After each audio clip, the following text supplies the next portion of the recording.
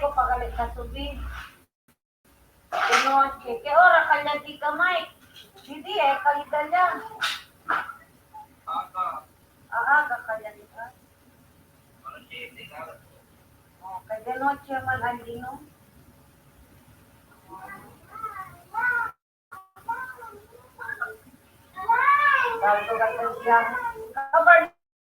Look, my ball is stuck. Aha! Water can bring the ball. Draining Loch Ness reveals a possible scientific explanation. 23 miles long.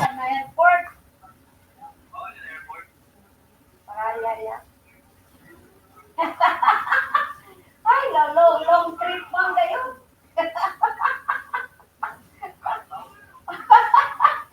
Sabroso lang para volver. Pirada, excited ka para volver, pirada ka sawit. Ay. Sabi mo nagkaon. And over 700 feet deep, Loch Ness is the biggest body of fresh water in the British Isles. 100 miles north of the Scottish capital, Edinburgh, it slices the Highlands in two. Many people are convinced that its deep, dark waters harbor a secretive creature. Now, a new expedition hopes to solve the mystery of the Loch Ness Monster once and for all, and discover whether it's myth or reality. In terms of the mission plan now, you can see we've dived. We're already down at 200 meters of water. I don't think we've been to this altitude in Loch Ness before anyway. So this will be the best resolution achieved in the Loch to date. Scotland's stunning natural landscape includes over 30,000 lochs, the local word for lakes. And for most of its history, Loch Ness is just one of them. But that all changes in the early 1930s, when a new road brings new visitors, and a series of strange sightings begins, which culminates in an image captured by a visiting English surgeon. One of the most iconic photographs ever taken. The surgeon's picture, of course, is a picture which everybody in the Western world will know. Loch Ness has been drawing fascinated visitors ever since.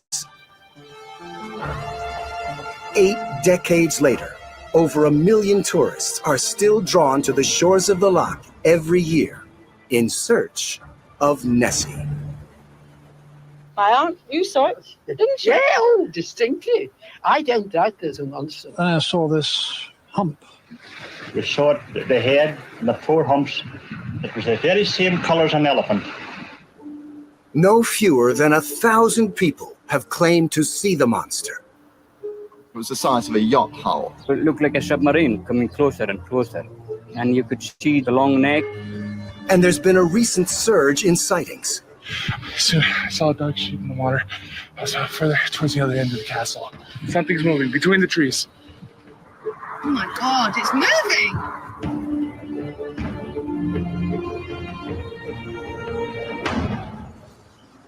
For many, Nessie is a sincerely held belief. Steve Feltham saw something unusual in 1991. I saw one thing in the first year of being here. Something just shot across the bay in front of me, and you couldn't tell what it was. You could only see a spray of water coming off of something, like a torpedo. Steve was so fascinated, he set up a full-time vigil. To be honest, I thought all I need to do now is be ready for the next time with the camera to take that all-important photograph. 28 years later, he's still waiting. Loch Ness, on which the eyes of the world are focused. Scientists, too, have been drawn to the loch, And their experiences have been just as mixed as Steve's. The hunt is well and truly on. All through the 1970s and 80s, major investigations traversed the loch in the hope of making a genuine zoological discovery. Most come back empty-handed, but not all. The team of scientists sweeping the depths of Loch Ness said tonight they'd made sonar contact with a large unidentified object. They described it as an unusual... No sighting has ever been properly confirmed. But expeditions like these inspire naturalist Adrian Shine. He's been researching Loch Ness for more than 40 years.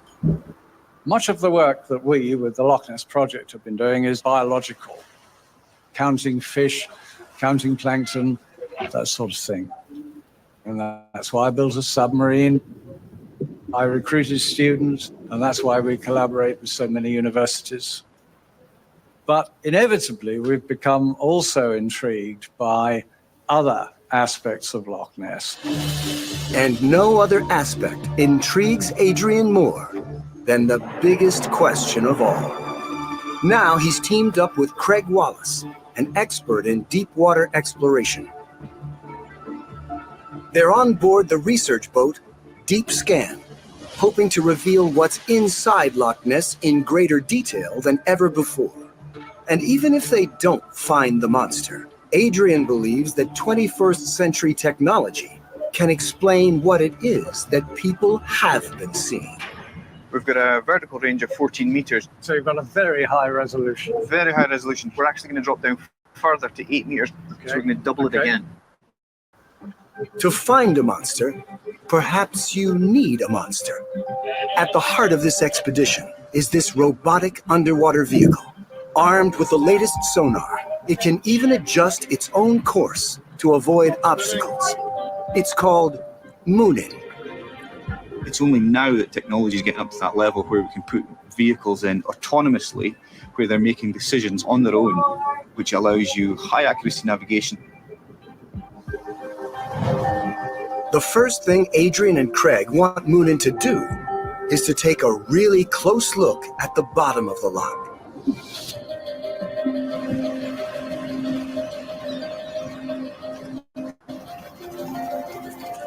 Clear the prop, testing the prop. As it travels through the water, Moonin sends signals that reach 700 feet down.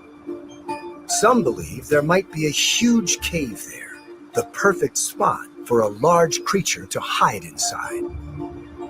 If there is a cave, it will show up as the signals bounce back to Moonin and the receiving systems on the research vessel. And if Moonin was to detect not just a cave, but a monster, what would it be? The photograph that created the most popular image looks like a dinosaur. But could a dinosaur really exist in the Scottish Highlands? The country's dramatic landscape is made up of some of the oldest rock layers in the world. And embedded in them are thousands of extraordinary dinosaur fossils, which have long drawn scientists to the country, including Dr. Steve Brussati. In the lagoons and along the rivers and the lakes, you would have had dinosaurs. These kind of animals did indeed live in Scotland. There were sea monsters here. But the question is, are there any sea monsters now?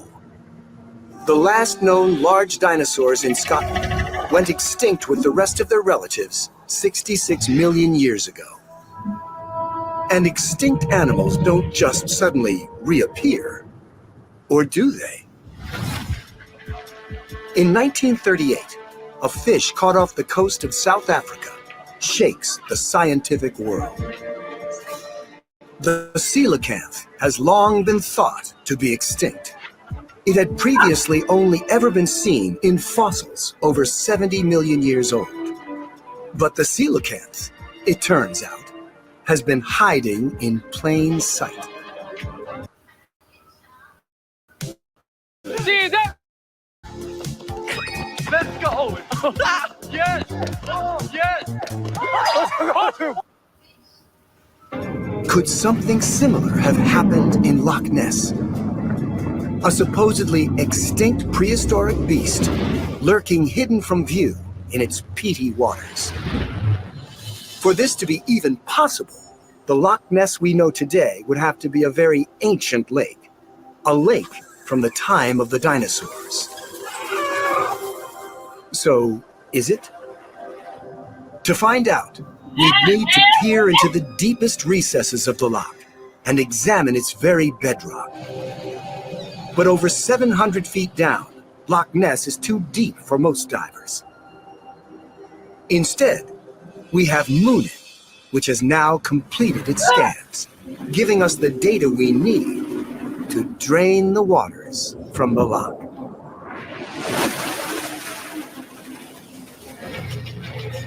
Slowly, the loch's true scale is revealed.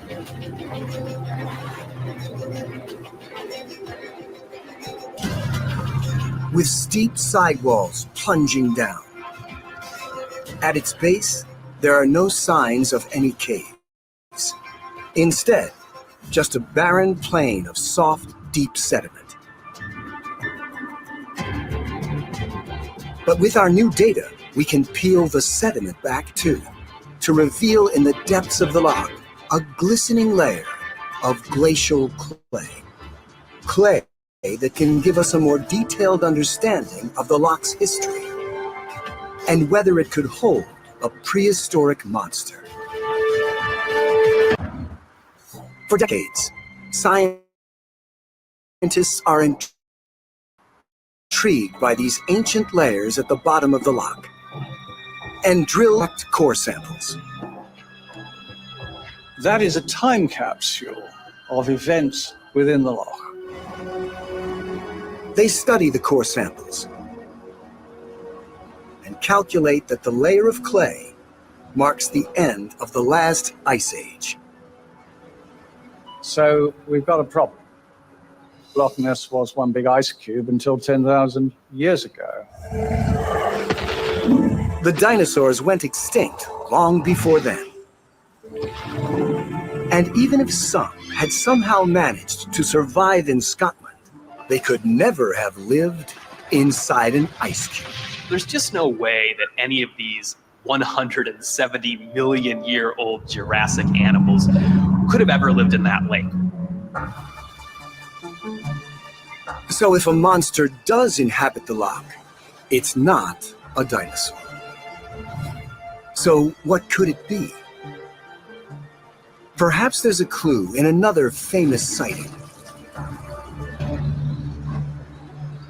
In the spring of 1933, hotel manager Aldi Mackay and her husband John are driving along the shore of Loch Ness, when suddenly they see something moving through the water. The couple watch amazed for a full minute as what seems to be a creature rolls around in the center of the loch and churns up the water around it. Later, Aldi tells a reporter that the creature looked like a whale. Her story becomes front-page news all around the world. Aldi took no photographs, but in subsequent decades, other sightings seemed to match this whale-like description. So could the monster really be a huge marine mammal? The problem is that there is no swimmable route from the sea to Loch Ness. And even if a whale-like creature could get into the loch, there's a bigger obstacle. Any saltwater beast would surely die in a freshwater lake. Or would it? The answer to this question may lie somewhere else, in the deepest and oldest lake in the world.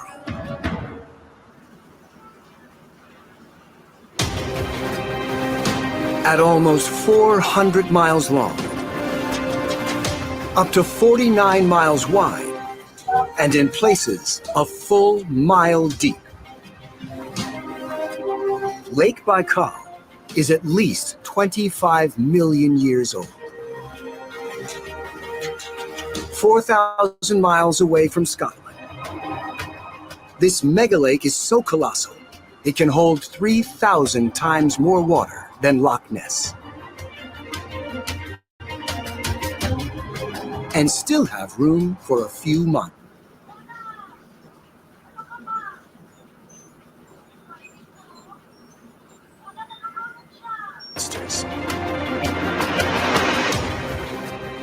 Local folklore claims that a dragon-like creature inhabits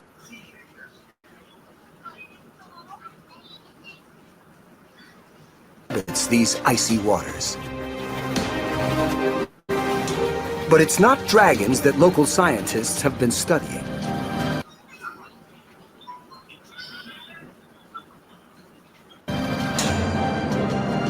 Instead, they've made a series of startling discoveries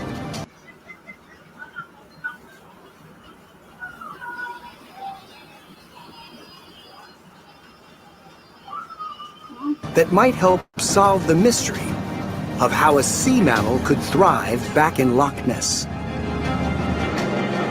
In the winter months, if local people want to cross Baikal, they don't go around the lake, they just drive over it.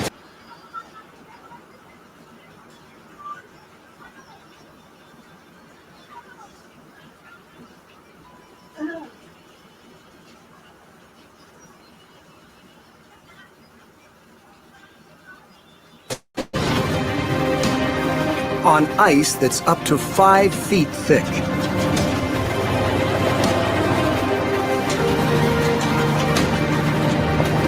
Olga Goryanova is part of a joint Russian-Canadian team that's been excavating on the western shore. Usually when you deal with research along the shore of Lake Baikal, people tend to focus on the ecology aspect only. The landscape, the wildlife and so on, and all the surroundings.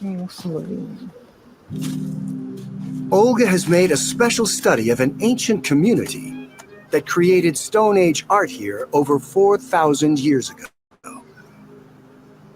Some of the creatures they drew look familiar, but they're not Loch Ness monsters, or even dragons.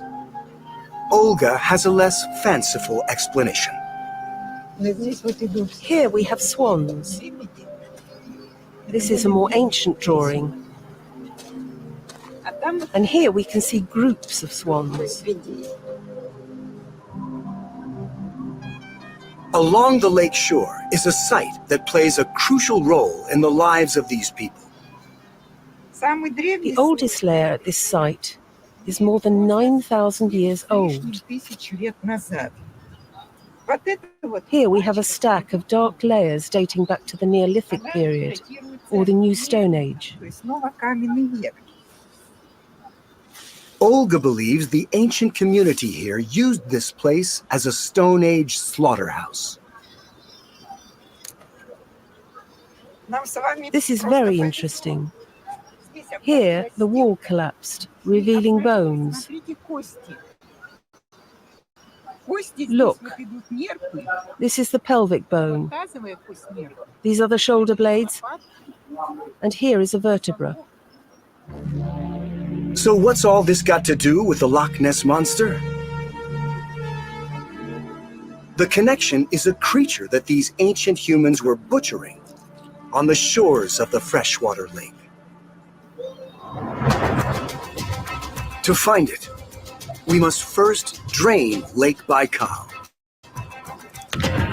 As the ice cracks and melts, trillions of gallons of fresh water flood out, and an unseen landscape emerges, with vast quantities of sediment piled high on the immense lake bed. But if this sediment is also pulled back, it reveals evidence of thousands of years of hunting. Bones everywhere, with all their meat hacked off. It quickly becomes obvious that one animal above all predominates.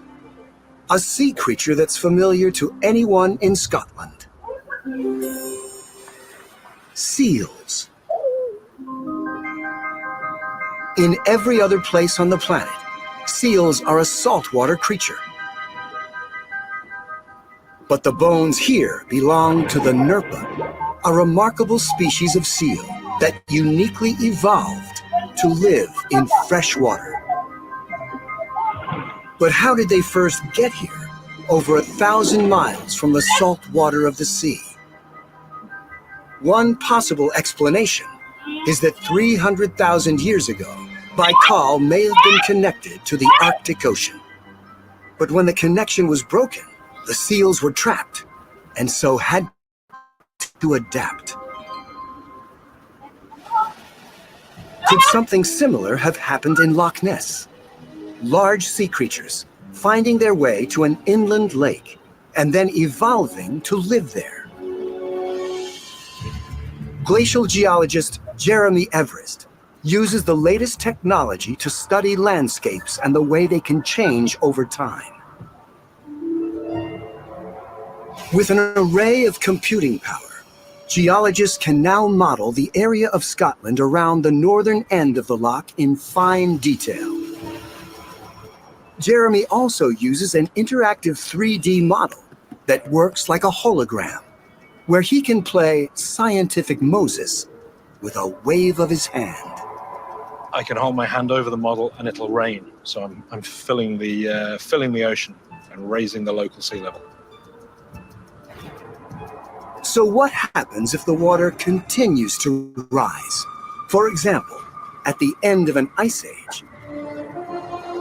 Sea levels rise because all the ice is melting and draining the water back into the oceans, allowing water to cross this area of land and enter Loch Ness.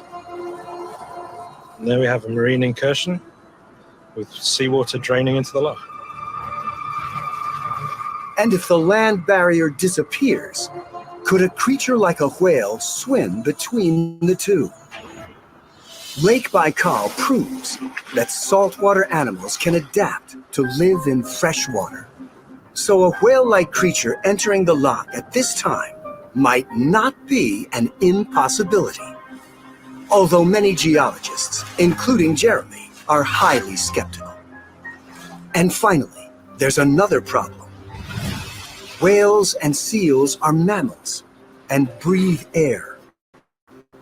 If one was in the loch today, every time it came up for air, it would be spotted.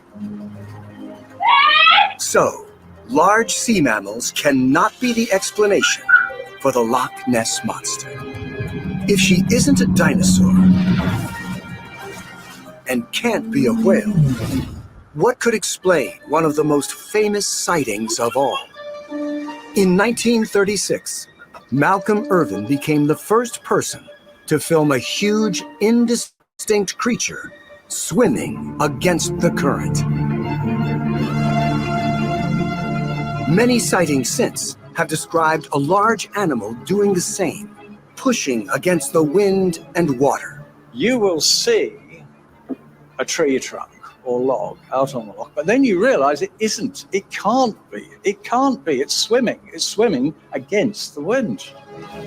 Surely nothing but Nessie could ever move through water like this.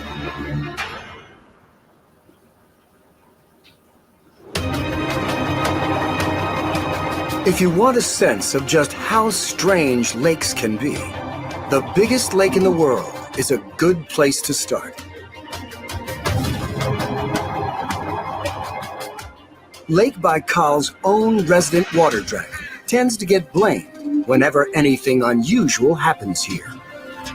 And in 2009, something totally extraordinary happens.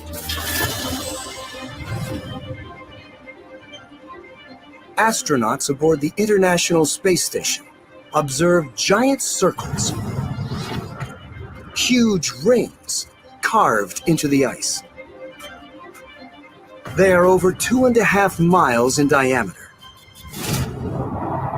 And so bizarre that it's not just the water dragon that gets blamed.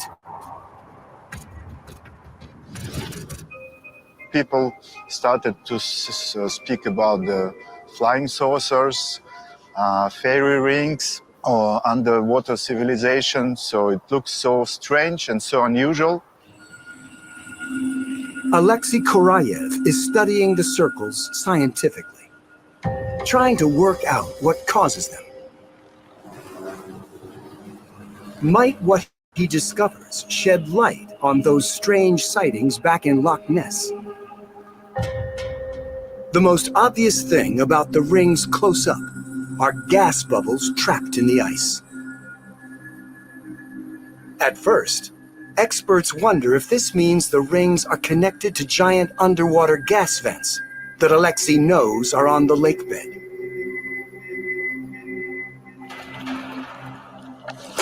He sends a remotely operated vehicle, or ROV, under the ice to see if the bubbles and rings are linked. But deep in the lake, the water's so dark, it's almost impossible for him to see anything. But we can. Using the data from Alexei's ROV to drain part of the lake that's known to contain vents. As vast volumes of water vanish, the steep lakesides plummet a mile down. And now, daylight shines on the massive expanse of the lake bed. Huge rocky cliffs travel along its length, evidence of the giant seismic rift that first created Baikal. Near the rift, raised areas. The vents. These are mini volcanoes, holes in the Earth's crust that spew out hot gases into the icy waters. But there's a further mystery. The sites of the vents bear no relation to the sites of the giant rings. So they can't be causing them.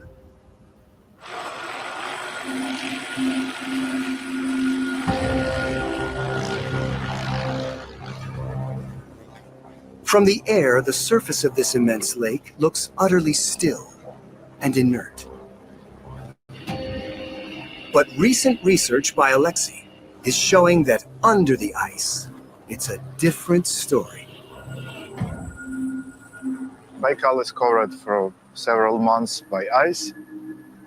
One may think that it's slipping, but actually it's quite the opposite.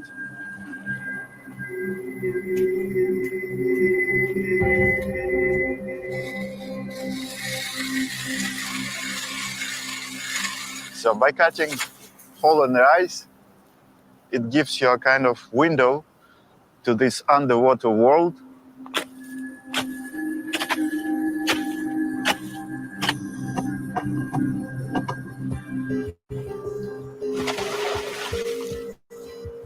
Alexei is sending down the ROV to study how water behaves in Baikal.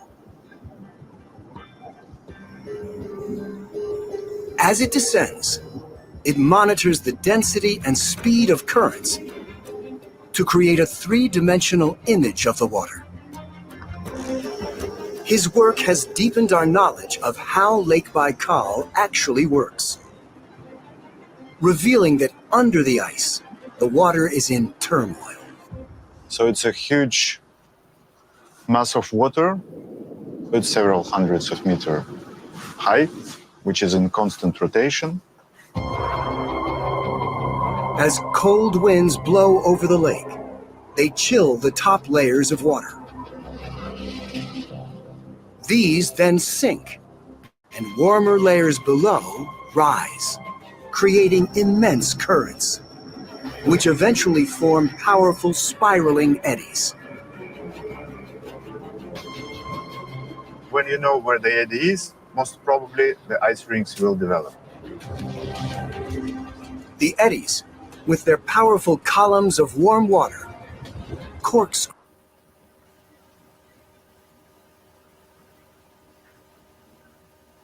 around, thinning the ice above them and forming great rings. So huge, they can be seen from space.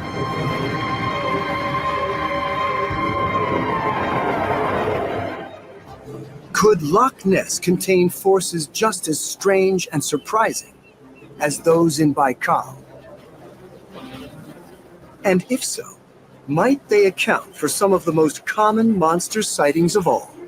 The ones that swim against the current. Oh my God, it's moving! When the summer sun heats the surface, it creates a thin layer of warmer water on top of colder, denser water underneath. When the wind blows, it pushes that warmer layer up the length of the loch. When it reaches the far end, it bounces back down the loch, moving in the opposite direction to the cooler water underneath it. Invisible at the surface, huge waves form. They are very slow, but they are very big. They are over 100 feet high. With invisible waves rebounding up and down the loch, big objects carried by the top layer create the illusion that something is swimming against the wind.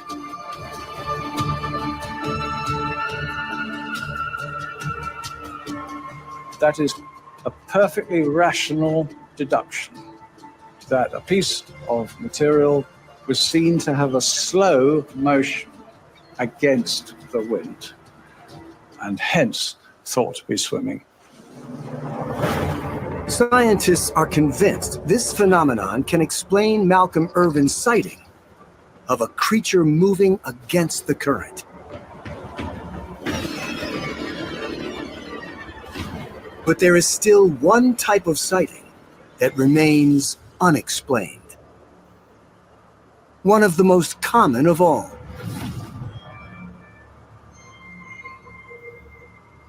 Many people have claimed to see something that looks like a giant multi-humped creature wriggling across the loch.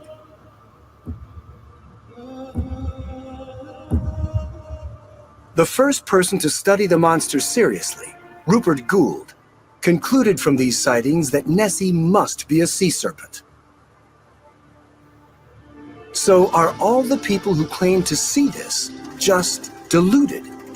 Or could an extraordinary new discovery by Adrian and his crew prove that they are seeing something real after all?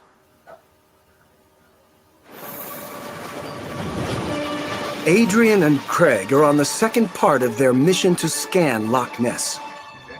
This time, they're on the hunt for a tragic shipwreck, lost for almost 70 years.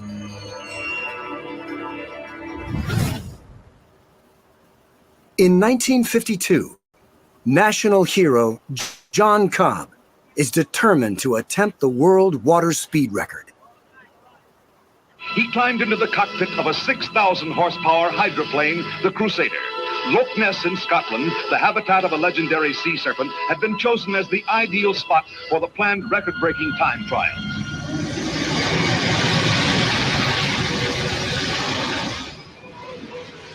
But as the jet engine that powers his boat pushes it over 200 miles per hour, disaster.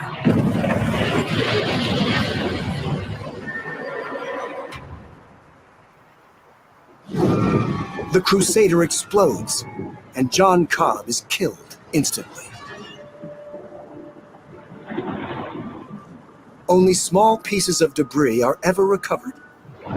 Where is the rest of the boat and the giant engine that powered it? And what caused the crash? Believers have long speculated that the monster could be to blame. The crash took place on the eastern end of the loch, And it's here Adrian and Craig will scan.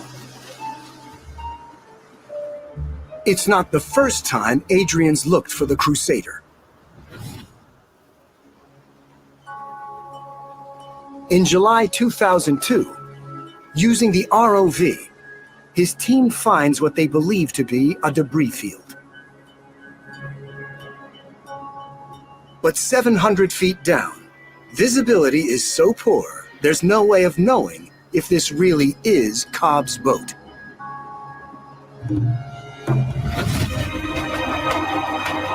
Now they're back, using Moonen's advanced scanning technology to find out if this is indeed the last resting place of the Crusader. So here is the mission we planned, and you can see that this is really tight line spacing, giving us the best possible chance of finding that engine. It really is. We've dropped down very close to seabed, so the side scan's running at 600 kilohertz. 600, and we're very high. So it's the best possible solution we can have. Cruising close to the crash site, the underwater robot passes back and forth, constantly scanning whatever is below.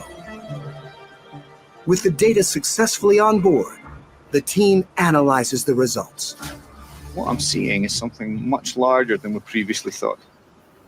Something here worth investigating. Certainly is. Let's process some of the data. So once it's processed, what you get here, we can take a look at this in 3 dimensions. It's the same site, gives us this. Oh, well, that looks like Crusader, and I am amazed. If they've discovered the Crusader, it could be historically important, revealing details of the crash for the first time. To be sure, we need to remove the dark waters of Loch Ness from above the wreck. As the loch empties, a remarkable sight. The debris field. Scattered pieces of aluminum blown apart by explosive power. As light hits what appears to be the broken aluminum hull, it's clear half the boat remains intact, including one of its stabilizers. And a huge jet engine runs over 1/3 the length of the boat. Much bigger than you'd expect on any regular speedboat. It's the proof they've been looking for. It's the Crusader. But can they solve the mystery of why it was wrecked? And why some people believe that Nessie could have played a role. After the accident, there were speculations that it was the wake of the Loch Ness Monster. Adrian and Craig go back to the original footage and analyze the crash, frame by frame.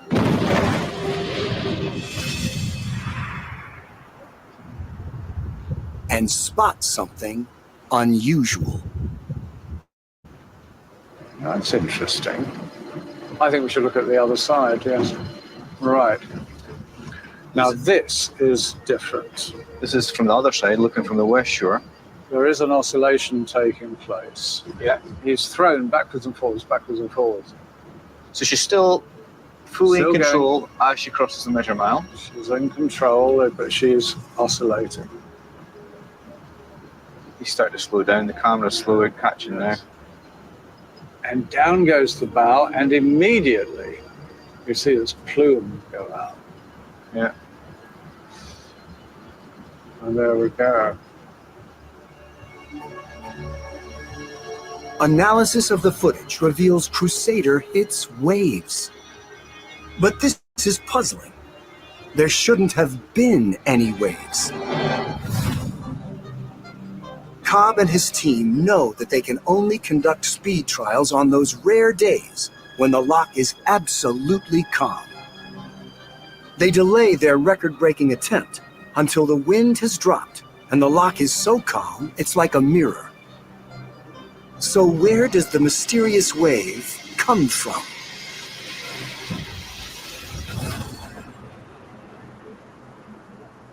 Adrian thinks there's something else on the bottom of the loch that could help answer the question of why waves big enough to destroy a boat can suddenly appear in Loch Ness as if from nowhere.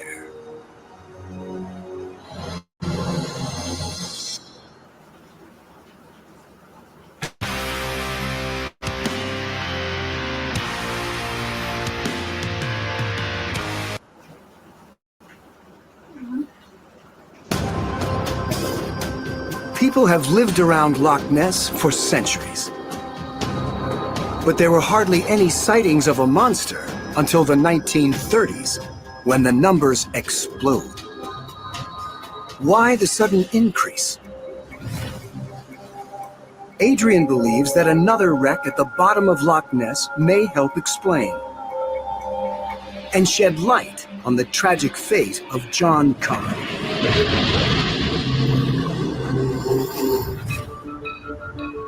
The Pansy is an ocean-going fishing boat built at the turn of the 20th century. She has a 60-foot mainmast, 2 feet thick at the base. But what is an ocean-going vessel doing in Loch Ness? In 1803, construction begins on an ambitious project to link the locks of the Great Glen into a 60-mile passage from sea to sea. The Caledonian Canal.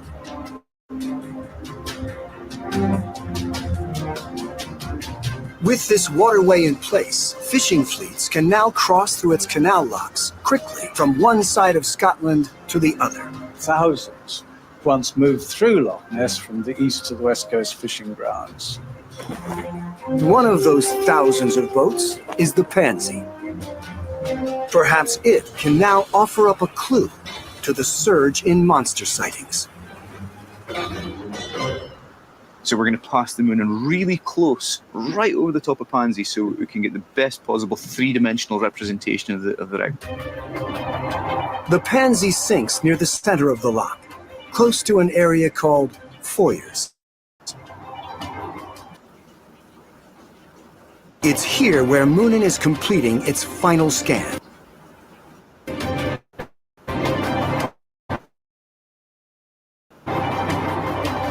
If we zoom in here, oh, look at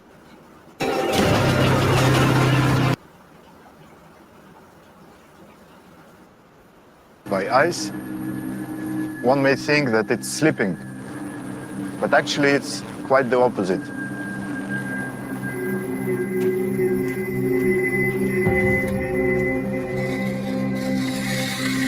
Thousands of boats is the Pansy. Years.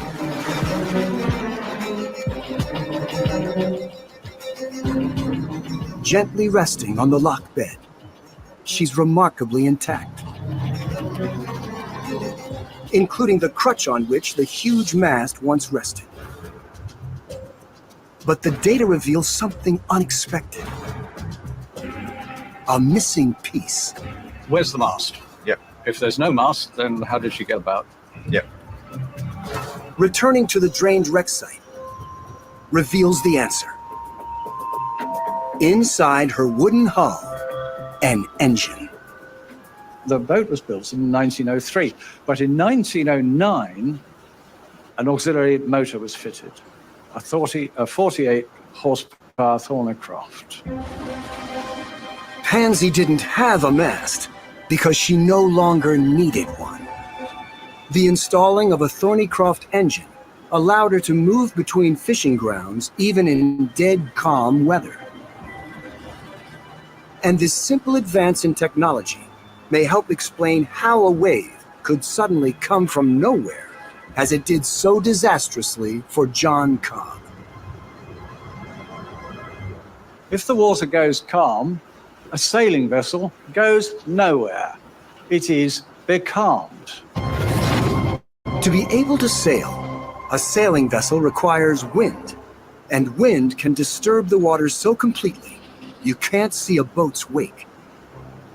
But with the advent of motor power, boats can travel back and forth across Loch Ness in dead calm, leaving an unbroken and visible wake behind them.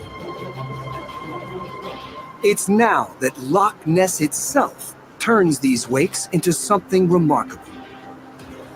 Its steep sides and unusually straight shape mean that wakes created by boats can last for hours, moving up and down the loch, miles from any visible boat. If you're looking across the loch, the vessel having made it will have gone a mile or more before that wake hits the shore. Despite Cobb's precautions, the likely explanation for his crash is that his lightly built speedboat hit a long-lasting wake, perhaps from one of his own support vessels. They can travel for miles in calm water where they're not broken up. At 200 miles an hour, any wave is going to damage a lightly built vessel like Crusader. The unexpectedly strange behavior of water and currents in Loch Ness may also explain that strangest of all phenomena in the loch, the monster. From above, they are simple wakes, but side on from the shoreline, the monster appears. And that wake, observed from a low angle, actually looks very solid. Just as Cobb's vessel was likely hit by a wake, the many people who think they see a humped serpent wriggling in the loch may in fact be seeing nothing more mysterious than the watery signature of a boat that's many miles away. Have we solved the Loch Ness mystery? Well, there will be a Loch Ness monster as long as we want one. Draining Loch Ness reveals